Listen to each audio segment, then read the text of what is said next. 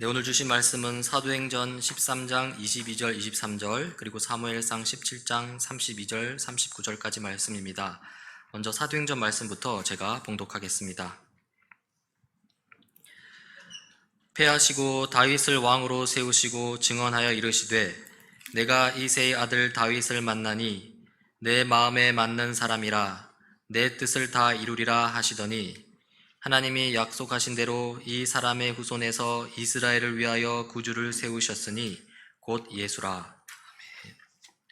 사무엘상 17절 말씀입니다.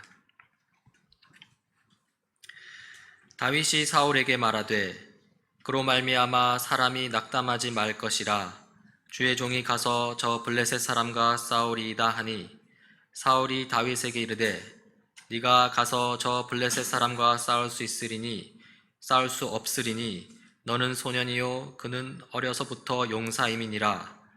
다윗이 사울에게 말하되 주의 종이 아버지의 양을 지킬 때에 사자나 곰이 와서 양 떼에서 새끼를 물어가면 내가 따라가서 그것을 치고 그 입에서 새끼를 건져내었고 그것이 일어나 나를 해하고자 하면 내가 그 수염을 잡고 그것을 쳐 죽였나이다.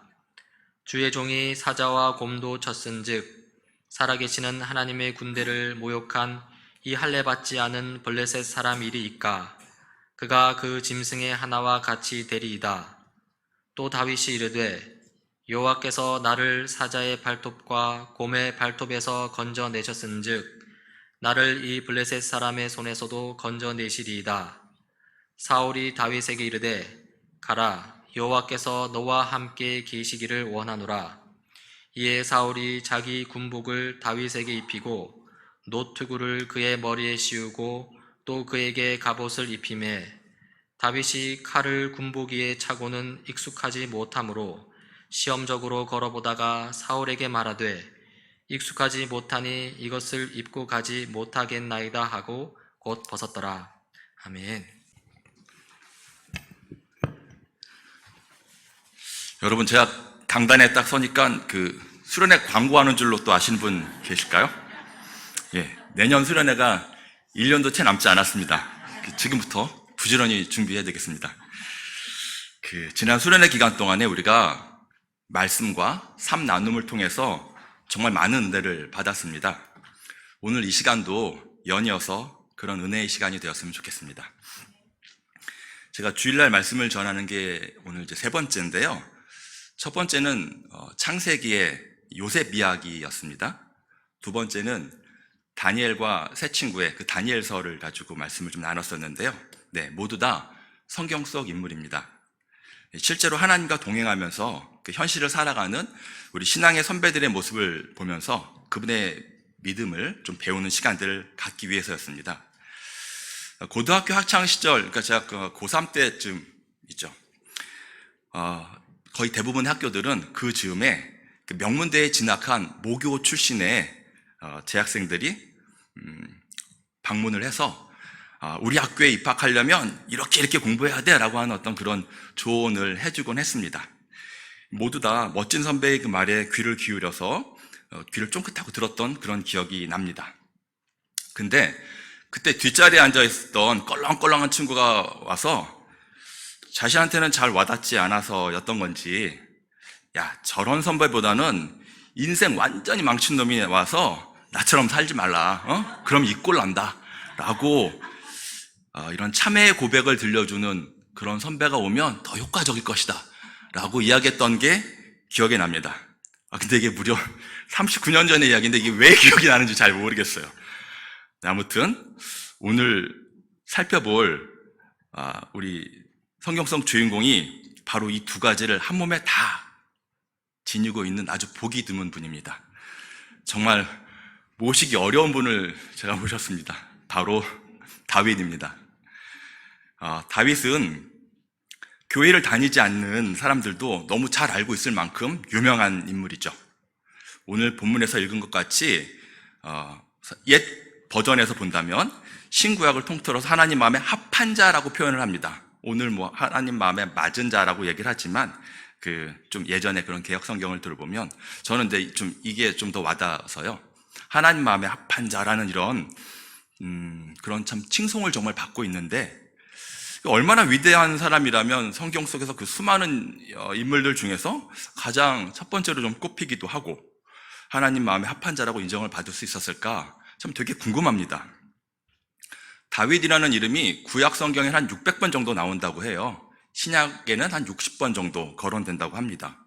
도대체 어떤 사람이길래 어떻게 해서 하나님의 마음을 사로잡은 것일까요? 오늘 이 시간 우리 그 다윗에 대해서 함께 좀 살펴보기로 하겠습니다. 김충환 장로님, 그 홍승진 권사님 잘 들리시나요? 제가 좀 크게 얘기할까요? 잘 들리세요? 박호수 장님께 여쭤본 건 아닙니다. 장로님 잘 들으실 것 같고요. 사실 인간 다윗만을 놓고 본다면 닮고 싶거나 흠모할 대상으로만 여겨질 것 같지는 않습니다. 왜냐하면 참 실수와 결함이 정말 많았던 아주 부족한 사람이었어요. 남편으로서의 다윗은 결코 신실한 사람이 아니었습니다. 밧세바 사건을 제외하더라도 그의 여성 편력 너무 강한 남자였고요. 이 고대 사회라는 그런 시대적 특성을 좀 감안하더라도 그 다윗의 여성을 향한 그런 찝쩍거림은 상당히 좀 강했던 겁니다. 우리 여집사님들, 다윗 같은 남편을 만난다면 결혼하시겠습니까? 권사님께도 여쭤봐 드릴까요? 아마도 혼자 사는 한이 있더라도 그런 놈하고는 결혼 안 한다라고 이야기하시지 않을까 싶어요. 그럼 아버지로서의 다윗은 또 어땠을까요? 이건 정말 최악이었습니다. 자식 간의 근친상간, 남매의 그 강간을 목도했고요. 또 그 사실에 침묵했습니다. 화를 내긴 했어요. 하지만 그냥 분노만 표출했을 뿐 징계를 내리거나 사태를 수습하거나 그런 실질적인 조치를 전혀 취하지 않았습니다. 이로 인해서 그 오빠가 앙심을 품고 그 형제 간의 그런 살인까지도 일어나죠. 또 그 아들의 구테타로 인해서 도망자 신세로 전락하는 그런 초라함도 맛본 인물입니다. 심지어는 그 왕위를 창탈한 그 아들에게 자신의 부인들이 대낮에 거리에서 겁탈당하는 일들도 발생이 되죠. 당시 선왕의 아내를 취해야 진정한 왕권을 쟁취한 것이다라고 하는 그런 인식이 있었기 때문에 그렇죠.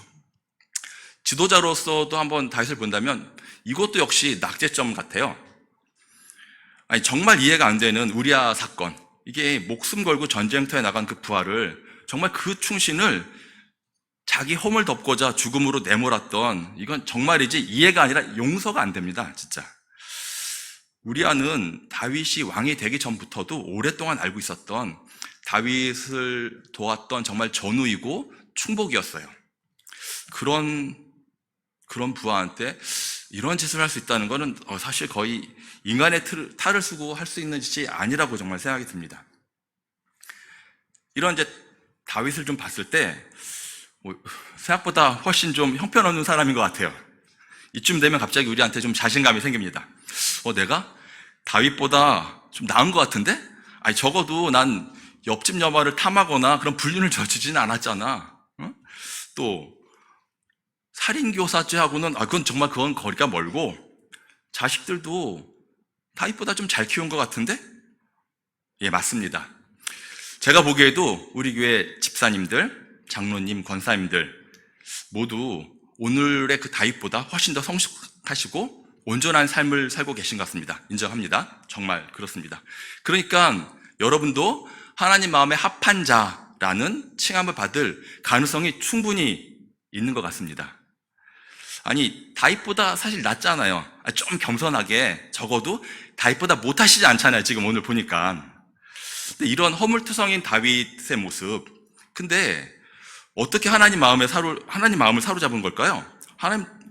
도대체 다윗은 어떤 모습에 하나님이 이렇게 반하신 걸까요? 무슨 콩깍지가 씌워진 걸까? 시편에 한 150편 중에 한 73편을 다윗이 기록했다라고 해요. 한 거의 절반 정도를 다윗이 기록했는데요. 뿐만 아니라 사무엘상, 사무엘하, 열왕기상의 일부, 그 다음에 신약의 이것저것에도 다윗 이야기는 굉장히 많이 나옵니다. 정말 그래서 성경을 통해서 가장 확실하게 파악하고 살펴볼 수 있는 인물이 다윗이에요. 자료가 너무 풍부하기 때문에. 근데 여러분, 다윗의 삶 가운데 단 한 번도 초자연적인 기적이 일어난 적이 없다는 사실을 아십니까? 성경에는 수많은 하나님의 기적과 놀라운 일들이 수록되어 있습니다. 뭐 죽은 자를 살리시고 앉은 뱅이를 일으키고 소경에 눈을 뜬, 뭐 이거는 예수님은 뭐 하나님이시니까 일단 뭐 그러면 그렇다 치고, 뭐 뿐만 아니라 모세 그 지팡이로 홍해를 갈았죠. 바위에 생수가 나게 했죠. 애굽에서 10가지 재앙이 막 일어나는 것을, 물론 당연히 하나님께서 이루시는 것들인데 그를 통해서 진행을 하셨죠. 엘리야의 뭐 불병거, 그다음에 과부의 그 기린병을 막 무한 리필을 시켰던 사건들도 있잖아요. 또 엘리야는 산채로 승천하지 않았습니까? 근데 그의 제자 엘리사는 나만 장군의 문둥병을 고치기도 했고요. 기드온의 그 양털만 적게 하고 또 다음 날은 양털만 안 적게 하고 이런 사건들도 아시잖아요. 그렇죠? 정말 수많은 하나님께서 행하신 수많은 이적과 기사들이 성경에는 넘쳐납니다. 근데 다윗의 경우에는 단 한 번도 그런 초자연적인 그런 기적이 일어난 적이 없어요.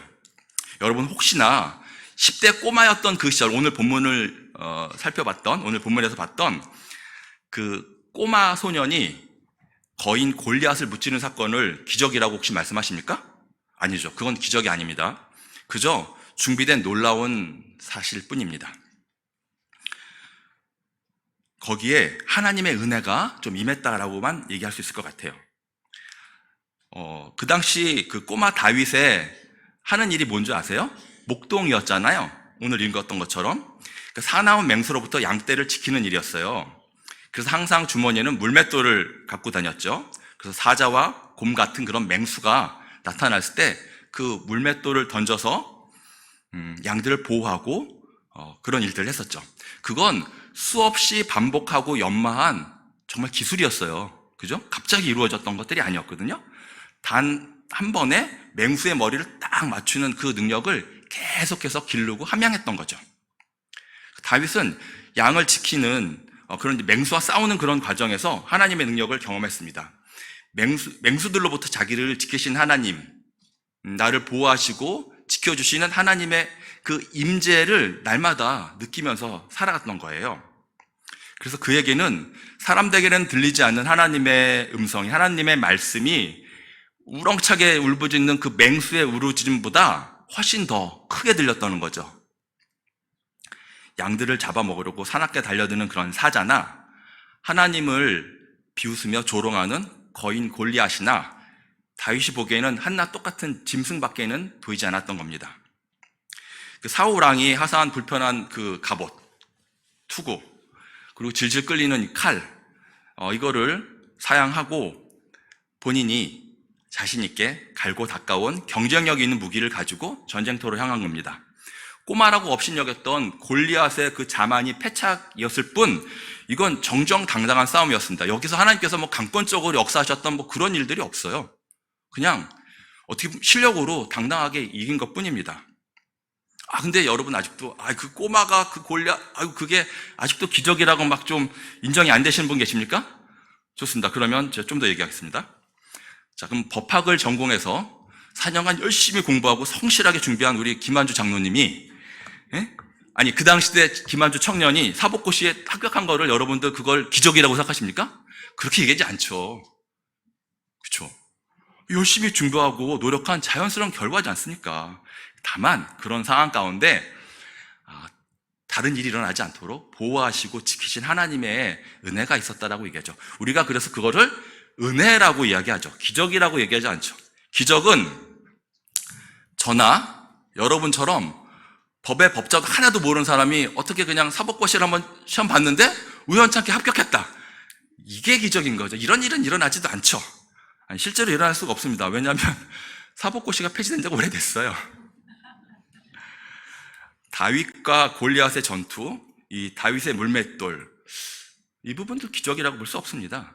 이 대목은 사실 이제 그리스도인의 그 직업관을 강의할 때 종종 인용했던 부분들인데요.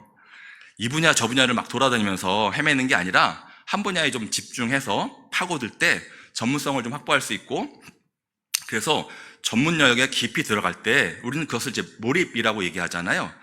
그런 몰입해서 자신의 일 속에 깊이 들어갔을 때 거기서 느끼는 하나님의 임재, 하나님의 도우심, 하나님의 이끄심, 그런 것을 느꼈을 때 하나님 정말 그런 사람들을 사용하셔서 그 분야의 일을 하신다는 거죠.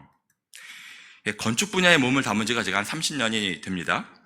요즘 건설 경기가 안 좋다고 갑자기 제가 제약 바이오 사업에 문을 두드리거나, 지난번 우리 조재현 집사님이 좋은 강의를 해주셨는데, 요즘 잘 나가는 그런 자율주행, 전기차, 2차 전지, 이런 분야를 제가 막 확 뛰어들다면 어떻게 되겠습니까? 완전 쪽박 차겠죠. 두 글자로 그거를 폭망이라고 합니다. 근데 걱정하지 마십시오, 여러분. 이런 일은 절대로 일어나지 않습니다. 왜냐하면 우리 지혜로운 공집사님이 절대로 허락하지 않기 때문에 그렇습니다. 걱정 마십시오, 여러분. 새로운 분야에서 진출할 때 그건 생초보고 신입일 뿐입니다. 몸에 맞지 않는 투구, 갑옷을 선택하지 않은 이유이기도 합니다. 다시 다윗 이야기로 좀 들어가겠습니다. 승승자고 잘 나갈 때도 있었습니다. 하지만 대적들에게 쫓겨서 겨우 목숨 부지하고자 도망치던 힘든 광야의 시기도 있었습니다. 그 광야의 시기를 한 10년 정도라고 성경에서는 이제 보고 있어요. 그 광야의 시절에도 기적은, 초자연적인 기적은 일어나지 않았습니다. 냉엄한 현실에 직면했어야 했고요. 고통 가운데 신음하며 부르짖어했습니다. 시편에 기록된 수많은 시들이 다윗의 노래이고 기도이며 탄식입니다. 간구이기도 합니다. 다윗의 삶에 초자연적인 그런 기적이 일어나지 않았다는 사실은, 그러니까 현실의 삶을 살아가는 우리와 동일한 경험을 했다는 사실은 사실 우리에게 큰 위로가 됩니다. 그도 우리와 같은 존재구나. 기적을 통해 갑작스러운 변화와 짠하고 문제 해결이 해결됐던 그런 경험이 없습니다. 그냥 철저히 현실 속에 그 압박을 느끼며 부대끼면서 수많은 관계 가운데 상처받고 아픔 가운데 견뎌갔던 거죠. 우리가 기억하는 다윗은 굉장히 멋진 왕으로서의 어떤 모습을 봐요. 통일 왕국의 왕이었죠. 수만의 그 군사의 통치자였죠. 적어도 왕이 된 이후의 모습을 우리는 떠오릅니다. 왕족, 하나님의 택한 자, 거룩한 자, 이렇게, 특히 이제 우리 신약 시대에서는, 다윗을 통해서 예수님이 오시기 때문에, 예수님의 조상, 그 거룩한, 이렇게 우리는 엄청, 다윗에 대해서, 그런 환상을 좀 가지고 있습니다. 근데, 다윗의 어린 시절을 보면 그리 화려하지도 않았고 주목받지도 않았던 모습을 봅니다. 심지어 가족에게서도 인정받지 못한 걸로 보입니다. 다윗의 족보 그를 보면 유다 지파 출신이고요. 그 당시에 증오와 이런 좀 멸시의 대상이었던 모압 족속의 피도 섞여 있습니다. 그렇게 대단한 그런 가문이 아니었어요. 사무엘이 기름 붓고자 이새를 찾아갔을 때에도 아들 다 모이게 했을 때 그곳에 다윗은 없었습니다. 7명의 형들만 줄 세워놓고 있었을 뿐 거기에 어린 다윗은 없었어요. 아니 아무리 어려도 분명히 아들인데 아들 다 모아놓으라고 했는데 다윗을 누락됐어요. 당시 그 성인식을 치르지 않은 어린 소년에 대한 사회적 지위가 대단히 크지 않았다는 것을 감안하더라도 어쨌든 아버지 이새의 기준에는 아들로서의 다윗이 없었던 거예요. 그러니까 7명만 세워놨던 거죠. 근데 이보다 훨씬 이전의 인물인 요셉을 본다면 어린 시절에 야곱의 그 총애를 받아서 채색 옷 입고 형들 다 들판에 나가서 일할 때 혼자 집에서 띵가띵가 지냈던 그 요셉의 모습하고는 상당히 대조가 되는 그런 어린 시절을 다윗은 보내고 있었습니다. 또 형들한테 필요한 물품을 이렇게 먹을 걸 갖다 주라고 아버지 심부름을 가서 전쟁터에 갔잖아요. 그때 맏형 그 엘리압이 뭐라고 합니까? 엄청 화를 내면서 네가 여기 왜 왔느냐? 들판의 양떼는 누가 지키냐? 싸움 구경하러 왔냐? 이 교만한 녀석 하면서 막 온통 타박을 다 줘요. 본문에서 그렇게 나와 있잖아요. 장자인 자기를 제끼고 기름 부음 받은 그 막내에 대한 어떤 그런 질투심인 거를 좀 고려하더라도 아무튼 화목한 가정에서 적절한 대우를 받고 자란 것 같지는 않습니다, 다윗이. 어릴 적 가정 환경이 성인이 돼서도 적지 않은 영향을 끼치는 게 사실이거든요. 다윗의 아버지 역할, 다윗의 남편 역할 등에도 부정적인 영향을 끼친 것은 아닌가 생각이 좀 듭니다. 이렇듯 다윗의 출생, 어린 시절은 우리가 생각한 것 같이 그런 멋진 모습하고는 좀 거리가 있어 보입니다. 그래서 다윗 이야기는 우리가 추구하는 그런 가공의 판타지가 아니라 치열한 현실 속에서 삶의 무게를 제대로 느끼고 있는 모습 그대로의 실체를, 또 그 실제를 보여주는 것이라고 할 수 있습니다. 다윗의 위대함은, 그러니까 하나님을 반하게 할 만한 그런 모습은 뛰어난 도덕성이 아니고요, 절대로 도덕적이었던 사람이 아니죠. 탁월한 전투 능력도 아니었습니다. 오직 하나님과 관계를 맺었던 그의 체험과 그 증언, 삶의 모습을 통해서 하나님께서 정말 반하셨던 것 같아요. 다윗은 전생애를 통해서 하나님과 대면했고 그분과의 관계 속 깊은 관계를 계속 유지했습니다. 점점 더 성숙하고 점점 더 성장하는 그런 모습을 말입니다.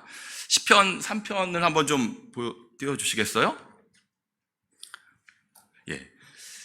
여호와여, 나의 대적이 어찌 그리 많은지요? 얼마나 나를 치는 자가 많소이까? 많은 사람이 나를 가리켜 막 하면서, 이게 아들 압살롬의 반역에 쫓겨서 도망다니면서 하나님께 부르짖었던 기도이거든요. 시편을 보면 여호와여, 어찌하여 환난 때에 숨으시나이까? 악한 자가 교만하여 하면서 막 이렇게 악인의 심판을 구하는 그런 기도를 드립니다. 13편 보면 여호와여, 어느 때까지이니까 나를 영영히 잊으시나이까? 주의 얼굴을 나에게 언제까지 숨기시겠나이까? 하면서 막 죽을 것 같아요. 시편 22편 내 하나님이여, 내 하나님이여, 어찌 나를 버리셨나이까? 많이 듣던 구절이죠. 예수님이 이 말씀을 바로 인용하셨던 거죠. 내 신음하는 소리를 듣지 아니하시나이까? 내가 하나님께 낮에도 밤에도 막 이렇게 엄청 고백을 합니다. 시편 28편 여호와여, 내가 주께 부르짖사오니 나의 반석이여, 내게 귀를 막지 마소서. 주께서 내게 잠잠하면 내가 무덤에 내려가는 것 같다 하면서 고백을 합니다. 이 외에도 수많은 시편의 고백들이 있습니다. 환난 가운데 하나님의 도움을 구하는 그런 간절한 기도들이 있었습니다. 물론 찬양하는 기도도 있었고요, 하나님을 경배하는 그런 시간들도 더 많이 있었습니다. 시편에 기록된 수많은 그런 고백과 간구를 통해서 알게 된 사실은, 다윗은 그의 일생을 통틀어서 하나님을 대면하면서 그분과 관계를 맺었다는 겁니다. 그 가운데 하나님의 임재를 경험했으며 그분께 철저하게 사로잡힌 사람이 되었다는 것이죠. 이게 바로 다윗 이야기의 핵심입니다. 이것이 바로 하나님 마음에 합한 자의 삶인 것입니다. 그러니까 하나님과 대면하듯이 살아간다는 것은요, 그러니까 그분이 바로 내 앞에 있는 것처럼 여기면서 그렇게 살아간다는 거지 않습니까? 그러니까 생생하게 아주 작은 감정과 세밀한 눈빛조차도 다 서로 느끼고 교감하면서 말이죠. 힘에 겨워 인생을 좀 적고 싶은 그런 어려운 상황 속에서도 시편에 기록된 것처럼 죽을 것 같은 그런 비통한 심정 가운데서도 그 아픔, 그 서러움, 그 분노의 감정까지 모두 다 하나님께 막 쏟아부으면서 앞으로 나아갔다는 겁니다. 자식의 죽음으로 인해서 눈물로 침상을 덮었던 그 앞이 보이지 않는 그런 슬픔의 순간에도, 대적들한테 쫓겨서 너무 힘들어서 정말 숨을 쉴 수 없는, 숨이 쉬어지지 않는 그런 고통의 순간에도 그 사건들을, 그 감정들을 들고 나가서 하나님께 던지며 간구하고 매달렸던 거죠. 때로는 악을 쓰면서 말이죠. 그렇게 하나님과 대면을 일평생 계속 이어나갔다는데 다윗의 그런 탁월함이 있습니다.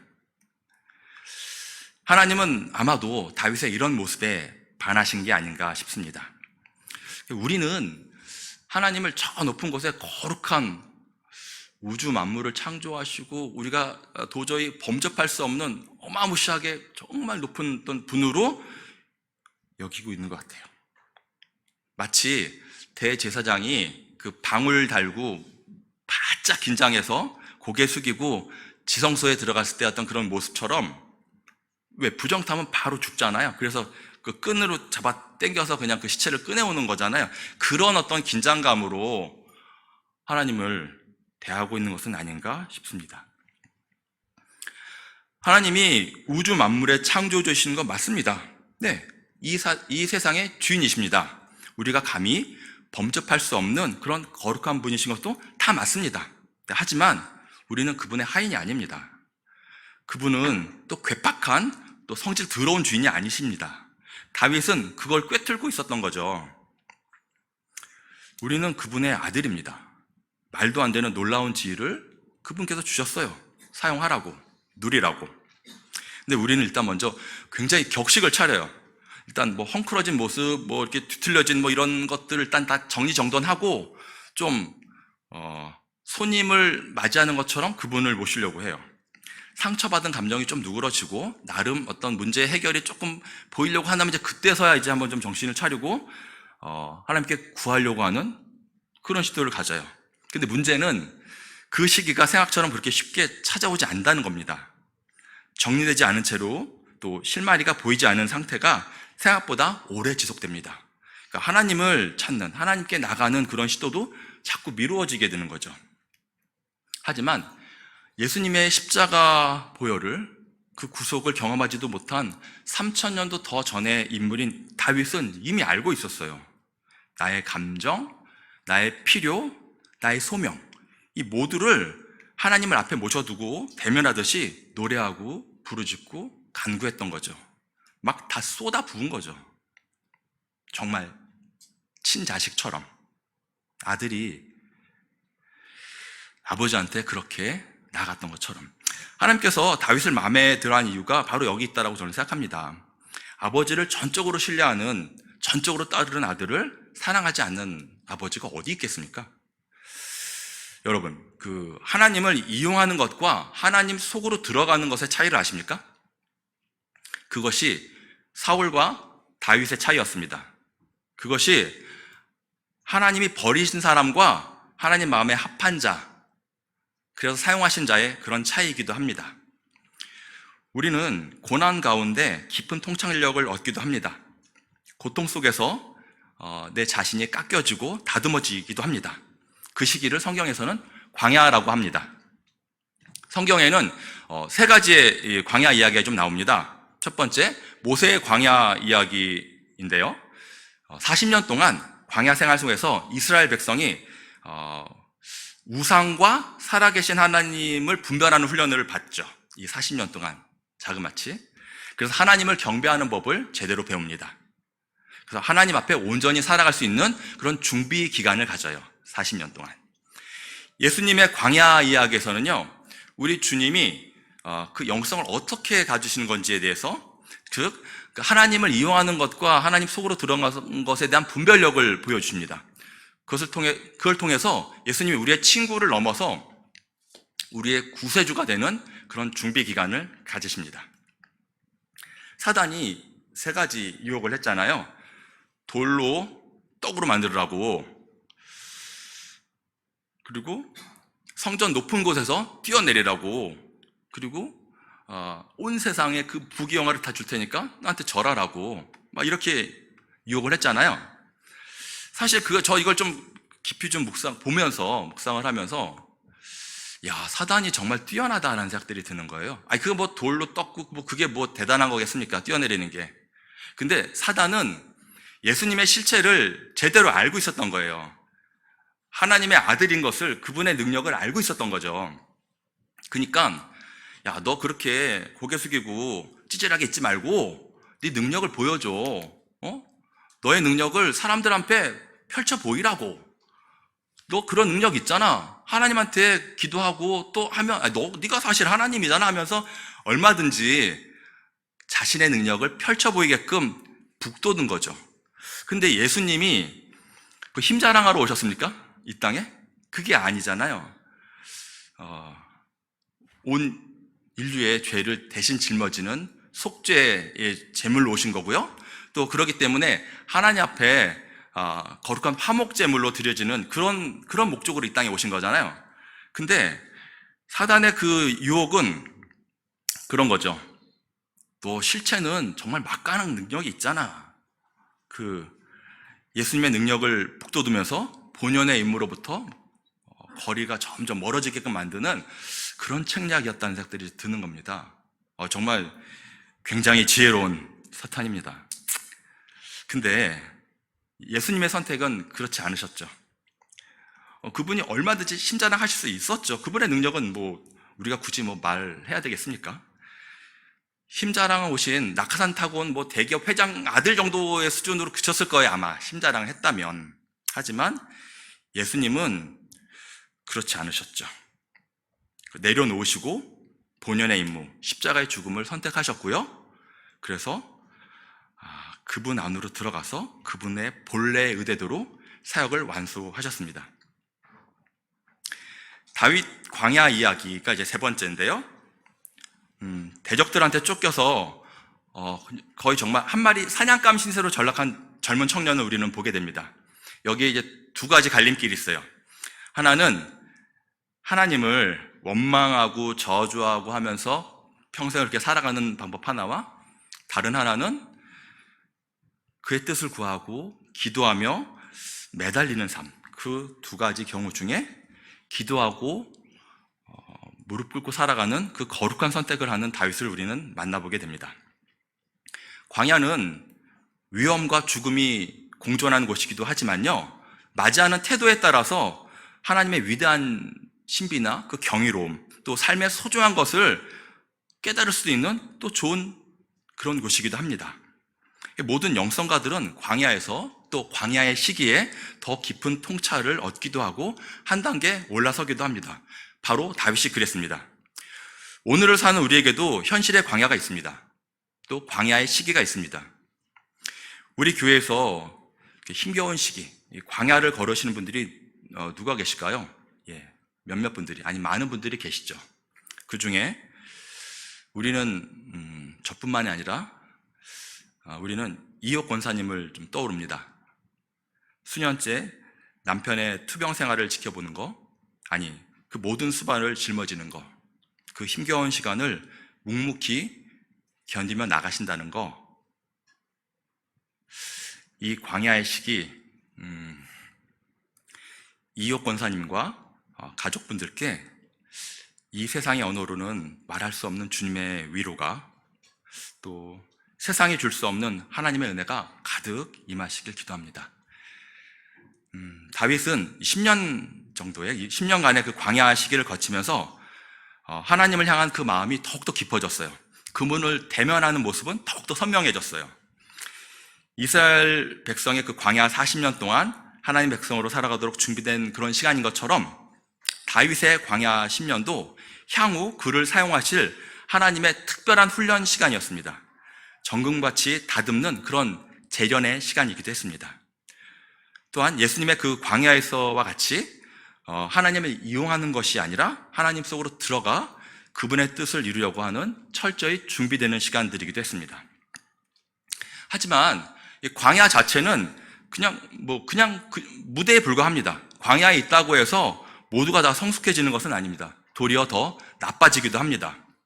사울과 다윗은 둘 다 광야에 있었습니다.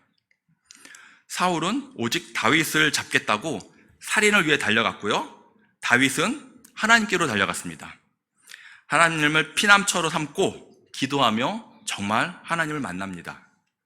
그분의 경이로움에 눈을 뜨고요, 그분의 영광을 바라보고요, 약속을 지키시는 진실하신, 신실하신 하나님을 만나게 됩니다. 그건 다윗이 고백한 수많은 시편의 문구를 통해서 알 수 있습니다. 사울은 하나님께서 주신 권력을 이용해서 정적을 제거하는 데 모든 에너지를 쏜 반면에 다윗은 여러 차례 사울을 죽일 수 있는 기회가 있었음에도 하나님이 기름 부으신 자를 내가 헤아릴 수 없다고, 해할 수 없다고 그 정적을 하나님의 거룩한 존재로 바라보는 놀라운 시야를, 그런 시각을 갖게 됩니다. 바로 광야에서요.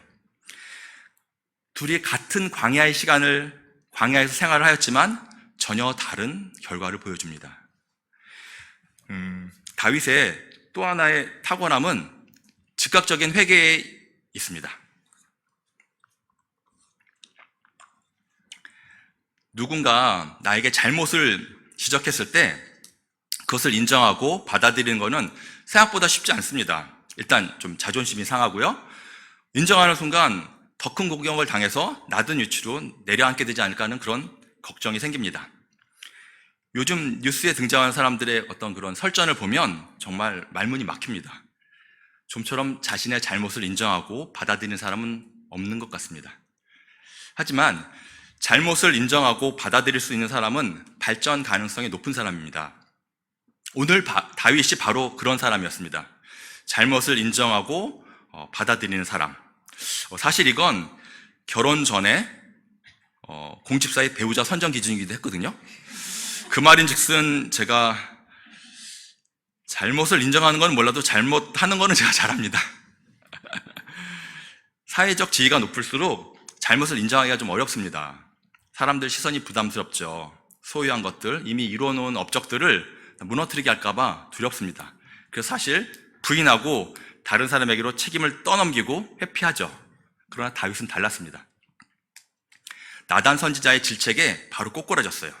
자신이 얼마나 죄인인지 깨닫고 철저하게 회개했습니다. 이때도 온통 눈물을 흘려가면서 그냥 왕의 신분으로 은폐하고 여태껏 했던 것처럼 그렇게 또 회피할 수도 있었을 텐데 말이죠.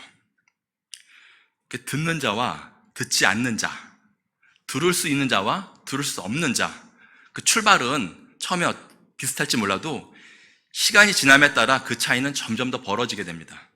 일정한 시간이 흐른 뒤에는 전혀 다른 위치에 서 있게 되는 거죠. 사울과 다윗, 이 두 사람의 대표적인 죄를 한번 좀 살펴볼까요?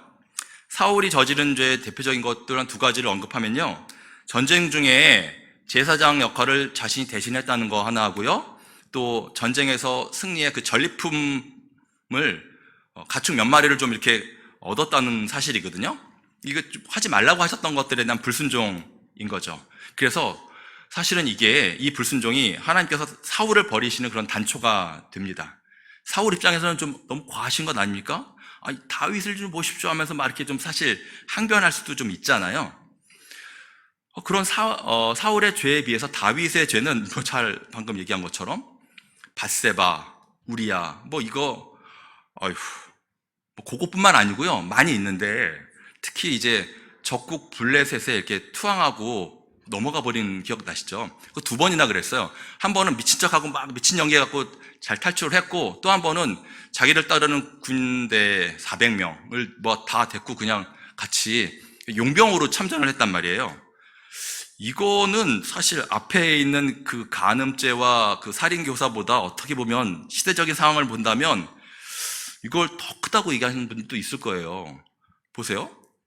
우리 일제시대에 독립운동을 막 열심히 하다가 갑자기 일본군에 투항해갖고 일본의 앞잡이가 돼서 막 우리 민족을 탄압하는 그런 이 완장찬 앞잡이를 생각한다면 여러분들 그걸 좀 쉽게 용납하실 수 있겠어요? 다윗이 그랬잖아요. 다윗의 그 일평생 노래 기도 간구가 시편에 숱하게 나와 있는데 그 중에 유독 그 블레셋 망명했던 그 시기, 그게 한 1년 6개월 정도 된다고 해요. 그 기간 동안에는 기록된 게 없답니다. 아마도 다윗의 정말 광야의 시간이 그때가 아니었나 싶은 거죠. 도저히 기도가 나오지 않고 탄식조차 나오지 않았던 그런 시기였지 않을까 싶습니다. 인간적인 잣대로 놓고 본다면 두 사람의 죄 중에서 다윗의 죄가 제가 볼 때 월등히 앞설 것 같아요. 사울의 제사를 대신 집행했던 사건들은 사실 변명할 거리 많거든요. 사무엘이 일단 좀 늦게 왔어요. 그리고 블레셋과의 어떤 그런 대치, 전투의 상황이기 때문에 시급한 상황이었거든요. 그래서 부하들이 어떤 그런 사기 진작, 단결 쫙 모으게 하는 이런 면에서 나름대로 상당히 그 설득력을 갖고선 이렇게 좀 항변할 수도 있을 것 같은 그런 부분들이에요. 또 하나, 아멜렉과의 그런 전투에서 모든 소유물을 하나님께서 다 파괴하라고 하셨는데 거기에 하나님께 드리겠다고 제사용 짐승들을 이렇게 몇 마리 좋은 것들을 좀 남겨놨어요. 상당히 죽이고 몇 마리만 좀 남겨놨어요. 그래서 이거 하나님께 드릴 제사용입니다. 막 했을 때, 그때 우리 아시죠? 유명한. 순종이 제사보다 낫다고 하나님께서 그냥 진노하시잖아요. 아니, 다윗의, 인간적인 면에서 다윗의 죄하고 사울의 그 저지른 죄를 비교해놓고 본다면, 다윗 쪽이 훨씬 더 클 것 같은데, 하나님의 관점은 다르셨어요. 겉보기에는 큰 문제가 없었던 같은 사울의 그 불순종, 그게 사실은 하나님께 기름 부은 자로서 하나님의 주권이 드러나게 해야 되는데, 어느 때부터인가 자신이 드러나고 자신이 그 주권자의 자리에 앉아버렸어요, 사울이. 그래서 사울의 관심은 하나님이 아니라 사람이었던 거죠. 사람들한테 인정받으려고 했고요, 사람들의 인기를 취합하려고 했고요. 그래서 사울은 일을 잘하려고 했습니다. 그래서 정말 일 잘하는 그런 능력 있는 왕이 되려고 상당히 노력했어요. 근데 문제는 그 자기의 목적을 위해서 하나님을 수단으로 끌어들였다는 것이죠. 하나님은 하나의 수단, 하나의 대안으로 여겼고 이용했다는 사실이죠. 우리 하나님은 결코 이걸 용납하시는 분이 아닙니다. 반면 다윗은 하나님을 이용한 것이 아니라 하나님 안으로 들어갔죠. 하나님을 모욕하는 그 골리앗의 조롱에 거룩한 분노로 일어섰고요, 수많은 전투 가운데 그 수많은 승리 가운데 인기에 편승하려고 그렇게 하지도 않았고요, 또 이참에 한몫 단단히 잡겠다라고 재물을 탐한 것도 없습니다. 그렇게 욕심을 내보인 적이 없습니다. 관점이 다른 거죠. 내가 중심이 아니라 하나님 먼저 생각하는 사람이었습니다. 아니, 생각만 그렇게 한 게 아니라 실제로 그렇게 살았던 사람입니다. 물론 아까 언급했던 것처럼 다윗은 수많은 잘못을 저지른 확실히 부족한 사람입니다. 그러나 한평생 하나님을 중심으로 사고했고 그렇게 일관되게 살아갔던 사람입니다. 죄를 뉘우치고 깨우치며 용서를 구할 줄 아는 사람이었어요. 일생에 단 한 번의 기적도 경험해보지 못한 우리와 동일한 평범한 사람이었습니다. 신구약을 통틀어서 그렇게 칭송받는 자가 우리와 별반 다르지 않다는 사실은 우리에게 상당히 위로와 도전이 되어집니다. 말씀을 마치겠습니다. 그럼 우리도 하나님 마음에 합한 자가 될 수 있지 않을까? 사랑하는 여러분, 우리 모두 하나님을 이용하는 자가 아니라 하나님 속으로 들어가서 그분의 뜻을 이루는 온전한 그리스도인이 되어서 정말 하나님 마음에 합한 자라고 칭찬받는 우리 다니엘 새 시대의 교우님들이 되셨으면 좋겠습니다. 함께 기도하겠습니다. 하나님, 나의 삶 가운데 겉으로는 하나님을 위해서라고 이야기하지만 그 내면에는 나의 목적을 이루기 위해서 하나님을 이용하는 모습이 있었는가 돌이켜봅니다. 주님, 그 모습을 발견케 하시고 똑바로 볼 수 있는 눈을 허락하여 주십시오. 잘못한 일들을 인정하고 회개하기 원합니다. 그래서 일평생 하나님을 중심으로 모시고 당신 속으로 들어가 당신의 뜻을 이루는 사람이 되길 원합니다. 하나님 마음에 합한 자라 칭함받기 원합니다. 온전한 그리스도인, 온전한 하나님의 자녀로 살기를 소망합니다. 예수님 이름으로 기도합니다. 아멘.